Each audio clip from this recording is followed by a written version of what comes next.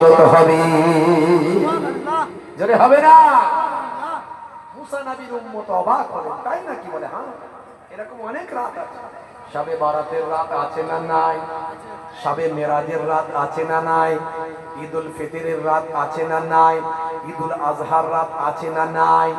হ্যাঁ, 12ই রবিউল আউয়াল 11 তারিখ দিনগত রাত্রিতে যে নবী আমার নবী 12ই রবিউল আউয়াল এসেছেন, 11 তারিখ দিনগত রাত্রি সুবে সাদেক, এই রাত্রিটা আছে না নাই? এগুলো সব ইবাদতের রাত। মুসলমানের ছেলে বোঝে না, হ্যাঁ মুসলমানের ছেলে বোঝে না। মুহররম মাসের 10 তারিখে ওরা মুহররম করছে, কি করছে রে? বলছে ডিজে বাজাচ্ছে, একটু ডিজে তালে তালে নেচে নিয়ে কোমরটা ঠিক করে নিচ্ছে, ওরা নাকি মুহররম করছে। আল্লাহ বলেছিল ওই রাত্রিতে ইবাদত কর, ওই রাত্রিতে ইবাদত কর, দিনে রোজা রাখ। ওরা তা না করে ওরা মুহররম করছে ডিজে বাজিয়ে। হ্যাঁ, এইভাবে দিন কাটাচ্ছে। উম্মতে মুহাম্মাদি নিজের কদর জানে না, নিজের ইজ্জত জানে না। হে তরুণ যুবকেরা, হে আমার বন্ধুরা, আমার আপনার নবীর কি সম্মান, আমার আপনার নবীর কি ইজ্জত। বনি ইসরাইল যুগে যত নবী পয়গম্বর ছিল, সব নবীর থেকে মুসা নবীর ইজ্জত আল্লাহ বেশি দিয়েছিলেন। বনি ইসরাইল যুগের নবীদের মধ্যে মুসা নবীকে আল্লাহ শ্রেষ্ঠত্ব দান করেছিলেন। মুসা নবীর সঙ্গে আমার আল্লাহ কালাম করতেন, কথা বলতেন, এই জন্য মুসা নবীকে কালিমুল্লাহ বলা হয়। মুসা নবীকে কালিমুল্লাহ বলা হয়, ঈসা নবীকে রূহুল্লাহ বলা হয়। রূহ মানে আত্মা, রূহ মানে আত্মা, আল্লাহ প্রদত্ত কুদরতি আত্মা তিনি দান করতে পারতেন। জোরে হবে না? জোরে হবে না? ঈসা নবীকে আল্লাহ 5টা অলৌকিক মুজিজা, কোন মৃত ব্যক্তির কবরের ধারে, কোন পুরানো কবর, কোন ডেড বডি, তার সামনে যদি হযরতে ঈসা রূহুল্লাহ গিয়ে বলতেন কুম বিইজনিল্লাহ, এই মুর্দা জিন্দা হোকর খড়া হো যা, আল্লাহর হুকুমে দাঁড়িয়ে যা। যত পুরানোই কঙ্কাল হোক না কেন, হাড় হাড্ডি গোস্ত পোস্ত জড়ো হয়ে মিলিত হয়ে একসঙ্গে ডেড বডি তৈরি হয়ে জিন্দা জীবিত হয়ে আত্মা তার ভিতর ঢুকে থরথর করে কাঁপতে কাঁপতে দাঁড়িয়ে পড়ত। জোরে হবে না? জোরে হবে না? ঈসা রূহুল্লাহ কোন জন্মান্ধ, জন্ম থেকে অন্ধ, এমন অন্ধ যদি তার কাছে আসতো, তিনি চোখে শুধু হাতটা বুলিয়ে দিতেন, দিয়ে দোয়া করে দিতেন, অমনি অন্ধ চোখ ফিরে পেত। গায়ে কুষ্ঠ রোগ, সারা শরীরটা কুষ্ঠ রোগ হয়ে গিয়েছে, হযরত ঈসা রূহুল্লাহর কাছে এসেছে।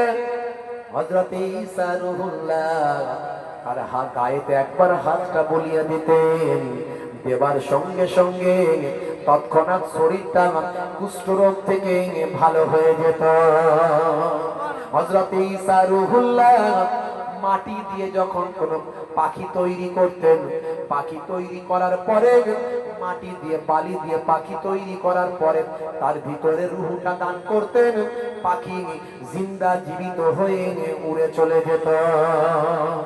হযরত ঈসা রূহুল্লাহর আরো একটা মুজিজা আল্লাহ দিয়েছিলেন, কোন ব্যক্তি যখন তার সামনে আসতো, তিনি তার ঘরেতে কি রান্না হয়েছে সেটাও বলে দিতেন। এই 5টা মুজিজা হযরতে মুসা কালিমুল্লাহকে আল্লাহ দিয়েছিলেন। হাতের লাঠি ফেলবে আর সাপ হয়ে যাবে। যত বড়ই ফেরাউনের বড় বিষধর সাপ হোক না কেন, তোমার সাপ আমার কুদরতি ক্ষমতায় তার থেকে বড় হয়ে সেগুলোকে খেয়ে ফেলবে।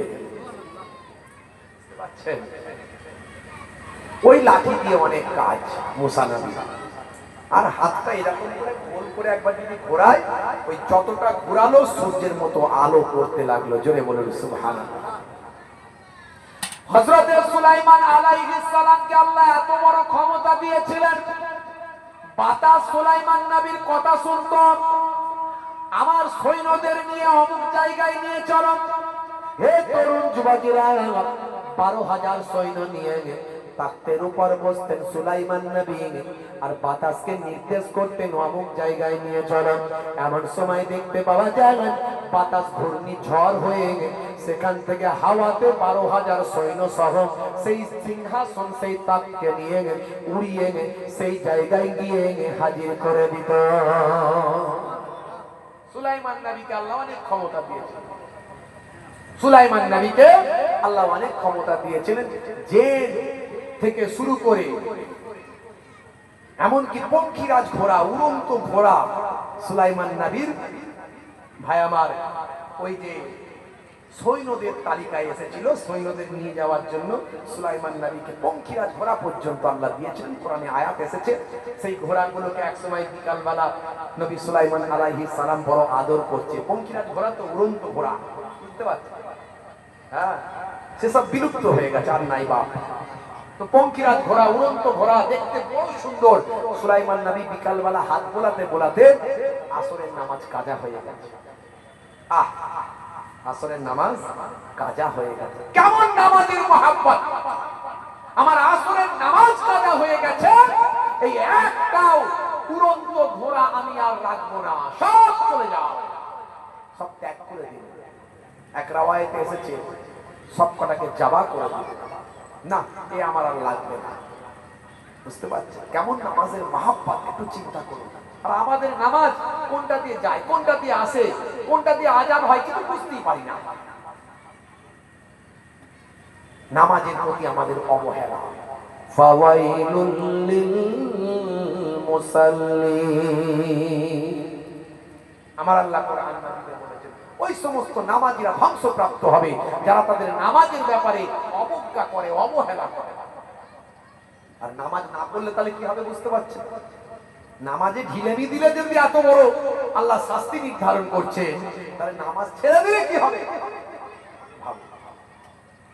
বন্ধুরা আমার, তরুণ যুবকেরা আমার, সব নবীদের জামানাতেই নামাজ ছিল, রোজা ছিল। আমার আপনার নবীর জামানাতেও নামাজ রোজা আল্লাহ দিয়েছেন। হে যুবকেরা, হে আমার মুরব্বিয়ানেরা, নামাজ রোজার মাধ্যমে, নামাজ ইবাদত বন্দেগীর মাধ্যমে আল্লাহ তাআলার নৈকট্য লাভ করা যায়। উম্মতে মুহাম্মাদের জাবানের দোয়া কবুল হয়ে যায়। বন্ধুরা আমার, তরুণ যুবকেরা আমার, সেই নবী নামাজের জন্য অনেক কষ্ট করেছেন, নামাজের জন্য মেহনত করেছেন, নিজের দান মোবারক শহীদ করেছেন। নামাজের জন্য সাহাবায়ে কেরামেরা শহীদ হয়েছেন, তবে নামাজকে তিনি প্রতিষ্ঠা করেছেন। হে যুবকেরা, মুরব্বিয়ানেরা, নামাজ ছাড়বেন না। সবচেয়ে বড় ইবাদত হলো নামাজ ত্যাগ করে দেবেন না। বন্ধুরা আমার, আমার নবীর ইজ্জত কত আর উম্মতে মুহাম্মাদের ইজ্জত কত, সেই ইজ্জতের দিকে খেয়াল করুন। আল্লাহর নির্দেশনাকে ছেড়ে দেবেন না, নবীর সুন্নতকে ভুলে যাবেন না। বনি ইসরাইল যুগের সবচেয়ে বড় পয়গম্বর ছিলেন হযরত মুসা কালিমুল্লাহ। হে তরুণ যুবকেরা, হে আমার বন্ধুরা, শুনে রেখে দেন, সেই মুসা নবীর একজন বড় খাস মানুষ ছিল, যিনি তাওরাতে পণ্ডিত ছিলেন। তাওরাতে পণ্ডিত, তাওরাতে তার অনেক জ্ঞান, তাওরাতে তিনি পণ্ডিত। মুসা নবীর একেবারে খাস মানুষ, মুসা নবীর খুব পাগল মানুষ, একদম মুসা নবীর খাস উম্মত, বুঝতে পারছেন, ভক্ত, যাকে বলে ভক্ত। হে যুবকেরা, শুনে রেখে দেন, ওই তাওরাতে পণ্ডিত ব্যক্তি, তার নাম হলো হারেসা। ওই আবুল হারেসা তার কিতাবের লাইব্রেরিতে বসে বসে একদিন মনোযোগ দিয়ে তাওরাত শরীফে পাঠ করছেন, তাওরাত শরীফ নিয়ে গবেষণা করছেন, তাওরাত শরীফ পড়ছেন। পড়তে পড়তে পড়তে পড়তে হে তরুণ যুবকেরা, দেখতে পেলেন যে মুসা নবী বনি ইসরাইল যুগের শ্রেষ্ঠ নবী, সেই মুসা নবীর নাম আছে তাওরাতে 4 জায়গায়। ক জায়গায় বলেন? ক জায়গায়? 4 জায়গায় মুসা নবীর নাম তাওরাতে আছে 4 জায়গায়। আর আখিরি জামানার পয়গম্বর আহমদ আর মুহাম্মদ নামটা আছে 400 জায়গায়। জোরে হবে না? আর একটু জোরে হবে না বাপ? সেই পণ্ডিত তো আর আহমদ মুহাম্মদ চেনে না, বলুন সাল্লাল্লাহু। আলাইহি ওয়াসাল্লাম বড় রাগ হলো, কে এই আহমদ, কে এই মুহাম্মদ যার নাম আমি 400 জায়গায় পেলাম, আর যিনি বনি ইসরাইলের শ্রেষ্ঠ নবী তার নাম মাত্র 4 জায়গায়, আমার মুসা নবীর নাম 4 জায়গায়। খুব রাগ হলো। বন্ধুরা আমার, তরুণ যুবকেরা আমার, তাওরাতের পণ্ডিত ব্যক্তির খুব রাগ হলো, রাগান্বিত হলেন। সেই সময় তৎকালীন যুগের কালি বের করলেন। কালি, তাওরাত খোলা ছিল, 400 জায়গার নামটা আমার নবীর নাম, সেই নবী পাকের নামটা ওই কালি দিয়ে কাটতে শুরু করলাম। 399টা নাম কেটে দিয়েছে আমার নবীর নাম। আখিরি জামানার পয়গম্বরের নাম 399টা কেটে দিয়েছে, আর মাত্র একটা কাটতে বাকি আছে বাবা। এমন সময় আল্লাহর গজব তার উপর নাজিল হলো, তার চেহারাটা গুইসাপ হয়ে গেল। সঙ্গে সঙ্গে তার চেহারাটা গুইসাপ। আপনারা কি বলেন? গুইসাপ বলেন না গোসাপ বলেন? কি বলেন? গোসাপ বলেন। অনেক জায়গায় গোসাপ বলে, অনেক জায়গায় গুইসাপ বলে, আর অনেক কিছু বলে, নাম অনেক কিছু আছে, হাংরেল মাংরেল কি সব বলে। ভাইরা আমার, তরুণ যুবকেরা আমার, হে আমার বন্ধুরা, শুনে রেখে দিন বাবা, জেনে রেখে দেন।